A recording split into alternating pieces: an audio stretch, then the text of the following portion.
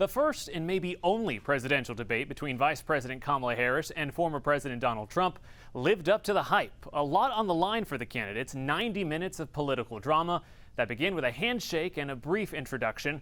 The two rivals had never met before. It didn't take long, though, for both candidates to attack each other as they work to sway those critical, undecided voters that will determine this election. We verified their many claims on the issues that matter most to voters.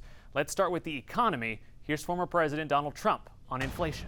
We have inflation like very few people have ever seen before, probably the worst in our nation's history. We were at 21%, but that's being generous because many things are 50, 60, 70, and 80% higher than they were just a few years ago. While it's true inflation has been worse under Biden than Trump, the former president is wrong to suggest it's the worst in our nation's history. That came in 1917 under President Woodrow Wilson, when inflation topped at 17.8%. And while prices are higher than they were years ago, inflation has cooled to its lowest level since March 2021. So this Trump claim on record inflation is misleading.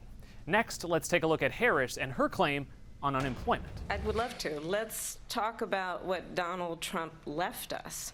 Donald Trump left us the worst unemployment since the Great Depression. Our source here is the Bureau of Labor Statistics. Under Trump, unemployment skyrocketed to 14.8%, thanks in large part to the pandemic. That was the highest rate since 1939. But by the time Trump left office in January 2021, the official unemployment rate had fallen to 6.4%.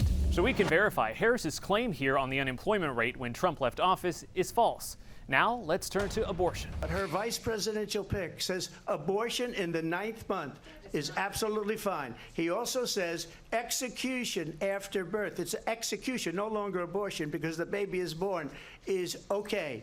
And that's not okay with me. It's true some Democrats do support broad access to abortion regardless of gestational age. But killing a baby after it's born, known as infanticide, is illegal across the United States. It's worth noting, per the CDC, just 1% of abortions are performed after 21 weeks. So Trump's claim here is false. Here's Vice President Harris now on abortion bans. Understand, if Donald Trump were to be reelected, he will sign a national abortion ban. It's a lie. I'm not signing a ban, and there's no reason to sign a ban because we've gotten what everybody wanted. Trump has gone back and forth on supporting a ban. As early as March, he suggested a 15 or 16-week ban would be something he'd consider. When pressed last night on whether he'd commit to veto a ban if it came to his desk, he did not answer yes or no. So this Harris claim is inconclusive. Let's turn now to another top issue for voters, immigration and border security. When you look at what she's done to our country, and when you look at these millions and millions of people that are pouring into our country monthly, where it's, I believe, 21 million people, not the 15 that people say, and I think it's a lot higher than the 21.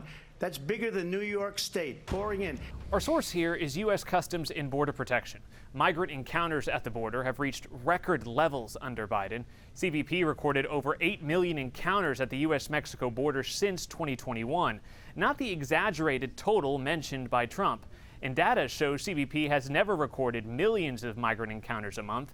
Monthly crossings peaked at over 300,000 in December 2023. So we can verify Trump's claim here on migrant crossings is false. Here's Kamala Harris on a bipartisan immigration bill that failed earlier this year. But you know what happened to that bill? Donald Trump got on the phone, called up some folks in Congress and said, kill the bill. And you know why?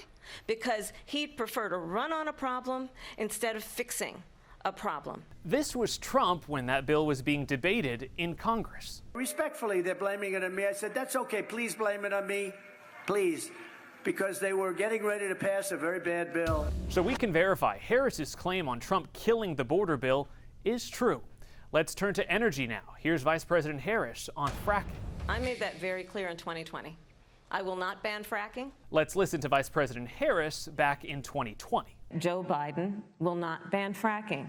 That is a fact. The vice president never explicitly stated her own position in that debate. In 2019, she told Democratic voters, quote, "There's no question I'm in favor of banning fracking." Although Harris now says she does not support banning fracking, her claim on her position in 2020 is misleading. Let's go back to President Trump. I got the oil business going like nobody has ever done before. When they took over, They got rid of it, started getting rid of it, and the prices were going up the roof. While it's true gas prices did go up under the Biden administration, the U.S. EIA reports the U.S. is producing more oil now than ever before. So Trump's claim is misleading. Let's turn now to the issue of elections. Here's Trump. I got more votes than any Republican in history by far. In fact, I got more votes than any president, sitting president, in history by far. Per the Federal Election Commission, Trump received more than 74 million votes in 2020. That's the highest number of votes for a Republican or a sitting president ever. Biden received more than 81 million votes, winning that election, the most votes ever cast for a U.S. presidential candidate. So we can verify Trump's claim here is true. Here's Vice President Harris. Donald Trump, the candidate, has said in this election there will be a bloodbath if this and the outcome of this election is not to his liking. Let's turn the page on this. This was Trump at a rally in March. If I get elected, now if I don't get elected, it's going to be a bloodbath for the whole. That's going to be the least of it. It's going to be a bloodbath for the country. That'll be the least of it. But Trump made that statement in reference to the auto industry and what would happen if his proposals aren't enacted. So Harris's claim here is misleading. And finally, the one claim that ignited social media about your pets. In Springfield, they're eating the dogs, the people that came in. They're eating the cats. They're eating the pets of the people that live there. And this is what's happening in our country, and it's a shame. This all stems from a conspiracy theory claiming Haitian immigrants are eating people's pets. City leaders in Springfield, Ohio today making clear there are no credible reports of this happening. So just to be crystal clear, this is false. Immigrants are not eating your cats and dogs. That's it for now, but for more fact checks on this and a variety of other topics, you can head on over to our dedicated Verify section on KHOU 11+.